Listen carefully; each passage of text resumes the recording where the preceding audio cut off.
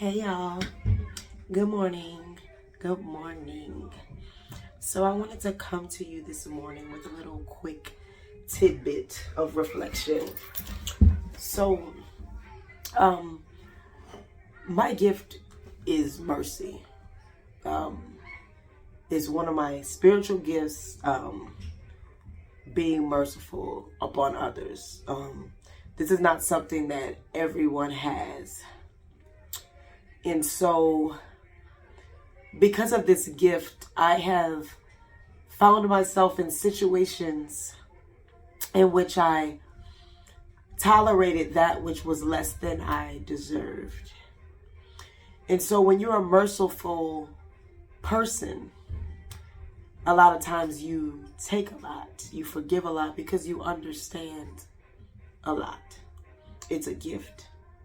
And so you have the patience and you have the tolerance. And through it all, you have a measure. You see, we're not Jesus. We don't have an innumerable amount of mercy and grace. We don't possess that. He's given us all a measure. And I think it's for our protection. You see, Christ is the ultimate everything, the ultimate sacrifice, the ultimate mercy, the ultimate grace, the ultimate love. He is that ultimate. And a lot of times we put ourselves in compromising positions trying to compete or trying to outrun or outlast or outlive our measure of mercy and grace and love, because we all have a measure. We're not God. And so people that do have it, as I said, they find themselves in compromising positions over and over and over and over again. But Jesus said in his word, if you enter a home and they don't welcome you, dust off your feet and leave that city.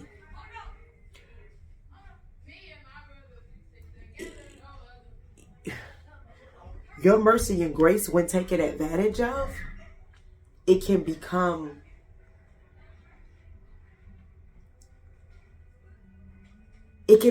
a hardship, a burden to you.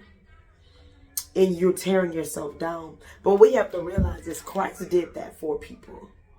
Christ did it for people. We are not obligated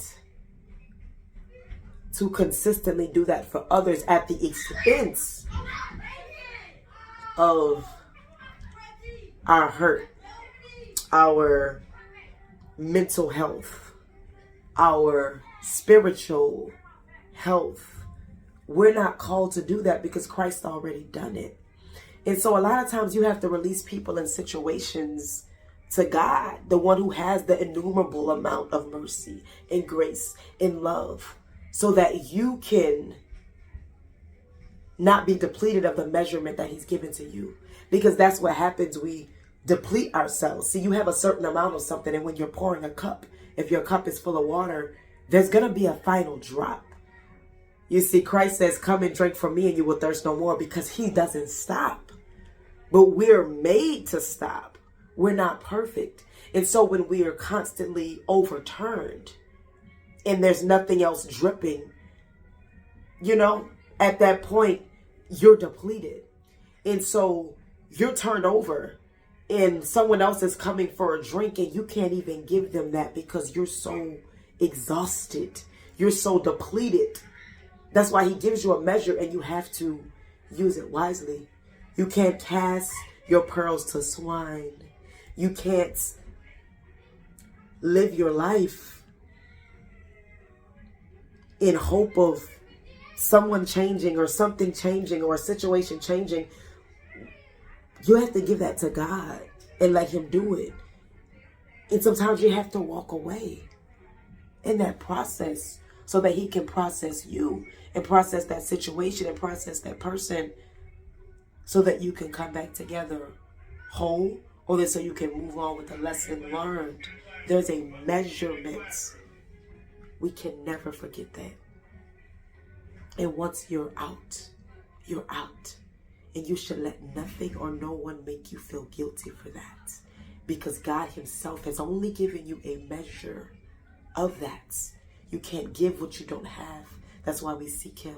And when people come to us to be their savior, we have to have a wall up that says, hey, that's what Christ does, not me. I'm limited, I'm human, and I love myself because there are more people in this world that will need to partake of what Christ has given me. And if you take it all from me, if this situation takes it all from me, what good am I in the future? So you have to learn to preserve yourself and not feel guilty about it, because you're not God. You're not Christ. You're a human being.